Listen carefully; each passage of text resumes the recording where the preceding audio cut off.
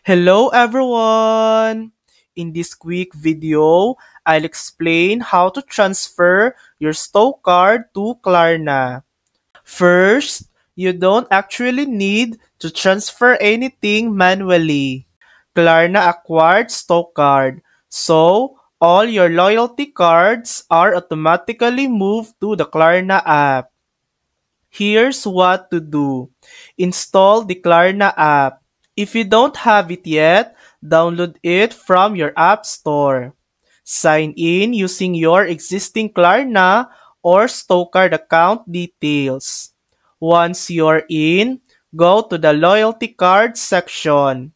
Your save card should already be there. If your cards aren't showing up, don't worry, you can manually add them again by selecting from the list of popular cards in the Klarna app. Some users found that older stock cards backups might not sync properly.